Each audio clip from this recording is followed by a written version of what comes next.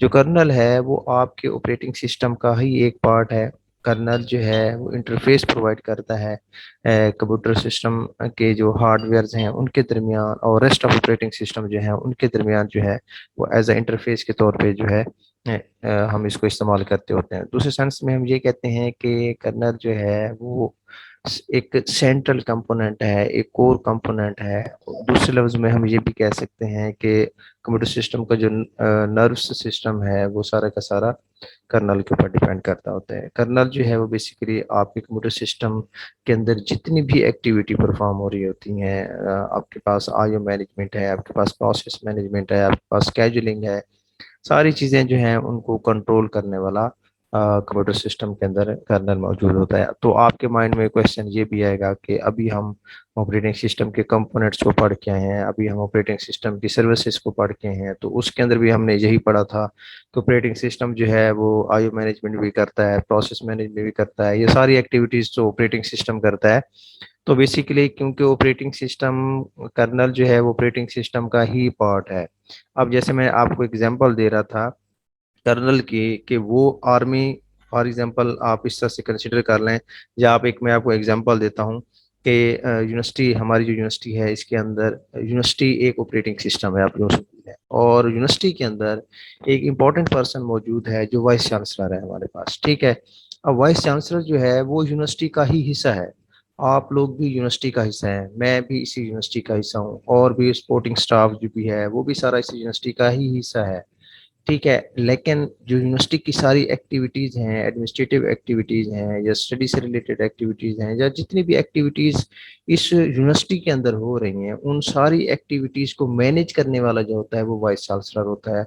Different departments के साथ coordinate किस तरह से करना है, डिफरेंट प्रोसेसेस को यूनिवर्सिटी के अंदर किस तरह से जो है वो मैनेज करना है, किस कौन सी चीज़ें जो हैं वो यूनिवर्सिटी के अंदर कौन से रूल्स को इम्प्लीमेंट करना है, तो इन सारी चीज़ों को कोऑर्डिनेट करने वाला जो होता है वो एक यूनिवर्सिटी का वाइस चांसलर होता है। इसी तरह कर्नल की एग्जांपल भी इसी तरह से है। जैसे अभी मैं आपको एग्जांपल दे रहा था कि जैसे ऑपरेटिंग सिस्टम है हमारे पास, वैसे यूनिवर्सिटी है। अब जैसे यूनिवर्सिटी के अंदर एक जो है वो हमारे पास वाइस चांसलर मौजूद होता है जो कि सारे सिस्टम के अंदर एक्टिविटीज को हैंडल कर रहा होता है। इसी तरह ऑपरेटिंग सिस्टम के अंदर जो है वो कर्नल मौजूद होता है जो कि ऑपरेटिंग सिस्टम के अंदर जितनी भी एक्टिविटीज होती हैं वो सारी उन एक्टिविटीज को जो है वो हैंडल कर रहा होता है। तो उसके अलावा यहाँ पे इम्पोर्टेंट चीज़ जो हमने इसके अंदर डिस्कस करनी है वो ये है कि बेसिकली जो कर्नल का एम होता है वो ये करना होता है कि जो कंप्यूटर सिस्टम क्या सॉफ्टवेयर लेवल है जिसको हम यूज़र लेवल कहते हैं, और दूसरा हार्डवेयर लेवल है जिसको हम कहते हैं हमारे पास सिस्टम के कंपोनेंट्स आ जाते हैं, सीपीयू आ जाता है, डिस्क आ जाती है, मेमोरी, इससे रिलेटेड जितनी भी हमारे पास ये सारे हार्डवेयर हैं वो सारे इस चीज़ के अंदर आ जाते हैं, उनके दरमियान कम्युनिकेट करवाना है। अब यूज़र लेवल एप्लीकेशंस कौन सी होती हैं? ऐसी एप्लीकेशन होती हैं जो कि यूज़र को फैसिलिटेट करती हैं, यूज़र के स्पेसिफिक प्रॉब्लम्स को फैसिलिटेट करती होती हैं। तो जो कर्नल है वो बेसिकली वो कम्युनिकेट करवाता है यूज़र लेवल एप्लीकेशंस को विद हार्डवेयर लेवल के ऊपर। तो इसी तरह से जैसे मैं अभी आपको डिफाइन कर रहा था कि जो कर्नल है वो ऑपरेटिंग सिस्टम का एक नर्व सिस्टम है। नर्व सिस्टम से क्या मुराद होता है? जैसे एक ह्यूमन बीइंग का एक नर्व सिस्टम होता है।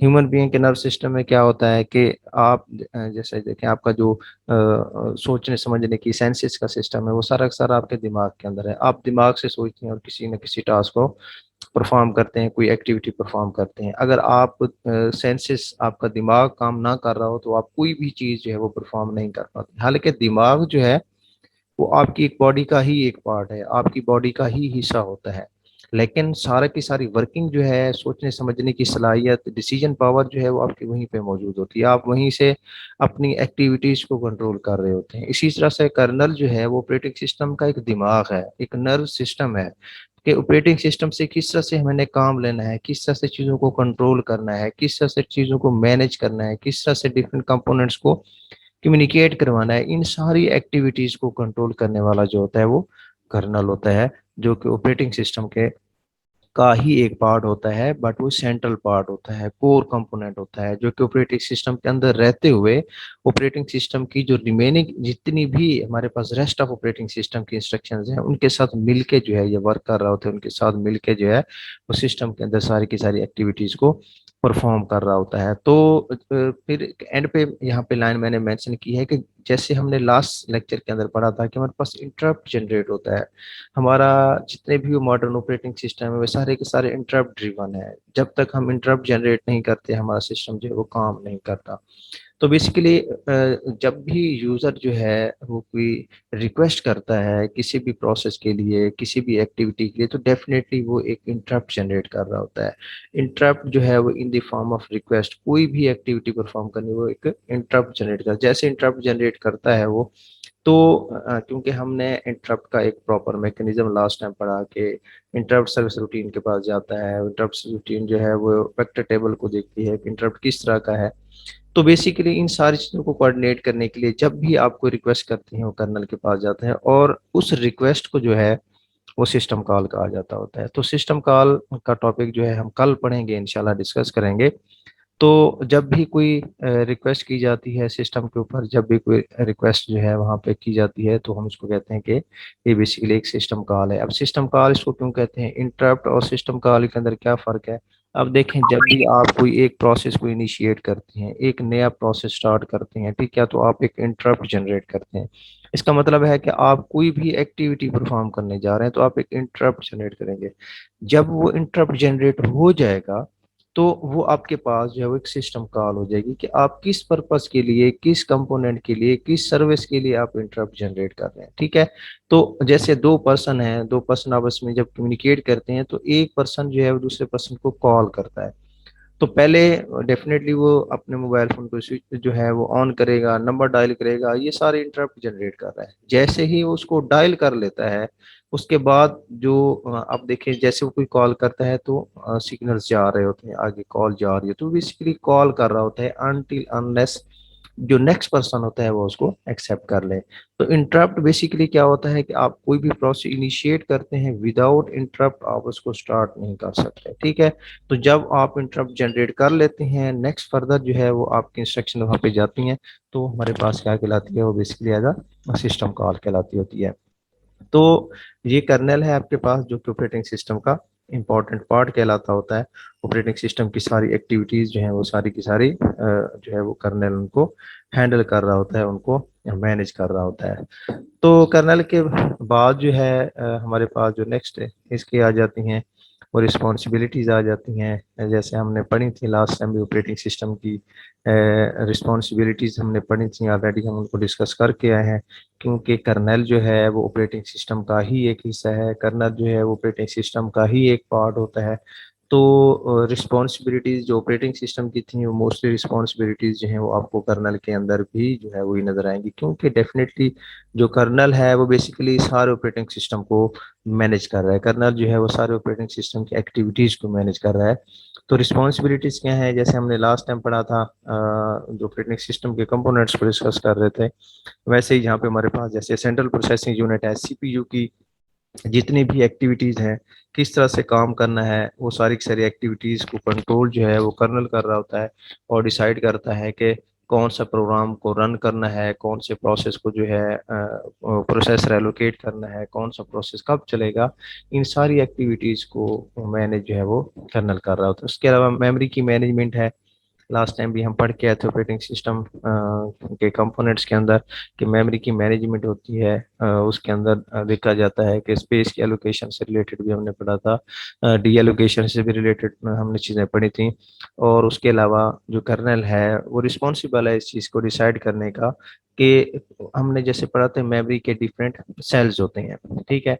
तो कौन सा सेल, कौन सा पार्ट जो है वो मेमोरी का किस प्रोसेस ने यूज़ करना है, किस तरह से उसको यूज़ करना है, तो कितने प्रोसेस के लिए किस प्रोसेस को कितनी मेमोरी चाहिए, क्या मेमोरी अवेलेबल है या मेमोरी अवेलेबल नहीं है, ये सारी डिटेल, सारी जो एक्टिविटीज़ हैं इसको मैनेज जो है वो कर्नल करता है। और इन शॉर्ट हम ये कह सकते हैं कि कर्नल को जो है वो आपके सिस्टम की मेमोरी पे फुल एक्सेस होती है, ठीक है। और वो अपनी मर्जी से जो है डेफिनेटली स्केजुलिंग का एक मैकेनिज्म मौजूद है सिस्टम के अंदर, उसके अंदर रहते हुए जो है वो मेमोरी की एलोकेशन कर रहा होता है। उसके अलावा आईओ डिवाइसेस है, लास्ट टाइम भी मैंने आपको बताया था कि ऑपरेटिंग सिस्टम का एक बिग चंक जो है वो आईओ डिवाइसेस को मैनेज करने के लिए यूज किया जाता है। आईओ डिवाइसेस की मैनेजमेंट के अंदर इसको इस्तेमाल किया जाता है। तो बेसिकली जो है वो कर्नल डिसाइड करता है कि जो भी रिक्वेस्ट आई हैं, जो यूजर ने रिक्वेस्ट करी हैं इनपुट डिवाइस के लिए या आउटपुट डिवाइस के लिए, जितनी भी रिक्वेस्ट आई हैं उन सारी रिक्वेस्ट को, सारी एप्लीकेशंस को जो है वो एक अप्रोप्रिएट मैनर के अंदर उसको एक्सेप्ट करता है कर्नल, और जो प्रोसेस, जिस प्रोसेस को जो आईओ डिवाइसेस चाहिए होते हैं वो उनको वही चीज़ें प्रोवाइड कर देता है। उसके अलावा जो कर्नल की रिस्पॉन्सिबिलिटीज आ जाती हैं वो डिवाइस की मैनेजमेंट है, कि जो लिस्ट ऑफ डिवाइसेस हैं, अवेलेबिलिटी है, वो कौन कौन से डिवाइसेस जो हैं वो इस टाइम अवेलेबल है सिस्टम के अंदर। जैसे मैंने लास्ट टाइम क्लास के अंदर आपको बताया था कि आपके सिस्टम के अंदर अकाउंटेबिलिटी का एक प्रॉपर मैकेनिज्म है। ऑपरेटिंग सिस्टम जो है वो आपको शो करवाता है कि आपके सिस्टम के अंदर करंटली कितने प्रोसेसेस जो हैं वो रन कर रहे हैं, कौन से प्रोसेस ने कितनी मेमोरी ली हुई है, कौन से प्रोसेस ने कितनी प्रोसेसर की पावर ली हुई है। ये सारी एक्टिविटीज़ जो है वहाँ पे ऑपरेटिंग सिस्टम जो है इनको शो करवा रहा होता है। तो कर्नेल की रिस्पॉन्सिबिलिटीज़ में ये रिस्पॉन्सिबिलिटी भी है कि उसके पास उसका रिकॉर्ड होता है कि कौन से डिवाइसेस जो हैं इस टाइम अवेलेबल हैं, कौन से डिवाइसेस जो हैं यहाँ पे बिजी हैं। तो उसके अकॉर्डिंग जो है वो फिर उसकी मैनेजमेंट करता है, उसकी स्केजुलिंग करता है और प्रोसेस की मैनेजमेंट करता है, कौन से प्रोसेस को किस टाइम किस डिवाइस की ज़रूरत है, उसी हिसाब से जो है अकॉर्डिंग टू स्केजुलिंग और मैनेजमेंट जो है वो प्रोसेस को, वो डिवाइसेस और वो पेरिफेरिकल डिवाइसेस जो है वो एलोकेट किए जाते हैं, या कोई भी रिसोर्स जो उसको ज़रूरत होता है। उसके अलावा हमारे पास कर्नल के फीचर्स आ जाते हैं। कर्नल जो है वो कौन कौन से फीचर्स प्रोवाइड करता है। हम बहुत सारी चीज़ों को डिस्कस कर चुके हैं, कुछ चीज़ों को डिस्कस अभी थोड़ा सा करेंगे, कुछ चीज़ों को जो है वो आने वाले लेक्चर्स के अंदर उन चीज़ों को डिस्कस करेंगे। जैसे यहाँ पे फीचर्स जो हैं वो कर्नल के फीचर्स हैं। सबसे पहले स्केजुलिंग ऑफ प्रोसेसेस है, कि जो प्रोसेस की मैनेजमेंट हम ऑलरेडी पढ़ के आए हुए हैं कि ऑपरेटिंग सिस्टम जो है वो रिस्पॉन्सिबल होता है प्रोसेस की मैनेजमेंट के लिए। तो कर्नेल डेफिनेटली उसका कोर पार्ट है, ऑपरेटिंग सिस्टम की सारी एक्टिविटीज को हैंडल कर रहा है। तो प्रोसेस की किस तरह से मैनेजमेंट करनी है, किस किस तरह से, अगर आपके पास मल्टीपल प्रोसेसेस आ जाते हैं, मल्टीपल प्रोसेसेस को जो है वो सिस्टम के ऊपर किस तरह से हैंडल करना है, किस तरह से उन मल्टीपल प्रोसेसेस को जो है वो सिस्टम के साथ जो है वो किसी स्केजुलिंग क्राइटेरिया के अंडर जो है उनको लेके चलना है, कि डेडलॉक उसके अंदर ना आ जाए, किसी किस्म का जो है वो डेडलॉक से बचा जा सके। तो ये सारी जो कर्नल रिस्पॉन्सिबिलिटीज हैं, ये कर्नल जो है इसको एफिशिएंटली यहाँ पे जो है वो सक्सेसफुली डन करता है। उसके अलावा इंटर प्रोसेस कम्युनिकेशन है, दो टाइप हैं, आगे जाके हम इसको डिस्कस करेंगे। कुछ प्रोसेसेस जो हैं वो आपके पास कोऑपरेटिव प्रोसेसेस आ जाते हैं, कुछ प्रोसेस जो हैं वो आपके पास इंडिपेंडेंट प्रोसेस आ जाते हैं। तो किस तरह से इनके दरमियान आपस में कम्युनिकेशन करवानी है, किस तरह से जो है वो कोऑपरेटिव प्रोसेसेस जो हैं वो जॉइंटली जो है वो किसी टास्क को परफॉर्म करेंगे, किस तरह से इंडिपेंडेंट प्रोसेस जो है वो सेपरेटली किस तरह से किसी टास्क को परफॉर्म करेंगे। इन सारी एक्टिविटीज को मैनेज और हैंडल जो है वो कर्नेल कर रहा होता है। इसके अलावा प्रोसेस की सिंक्रोनाइजेशन है, प्रोसेस को किस तरह से प्रिपेयर करना है फॉर यूज, उसको स्टार्ट से लेकर एंड तक किस तरह से हम लेके चलेंगे। उसके अलावा कॉन्टेक्स्ट स्विचिंग आ जाता है। कॉन्टेक्स्ट स्विचिंग भी एक टॉपिक है जो कि नेक्स्ट लेक्चर के अंदर हम इसको डिस्कस करेंगे।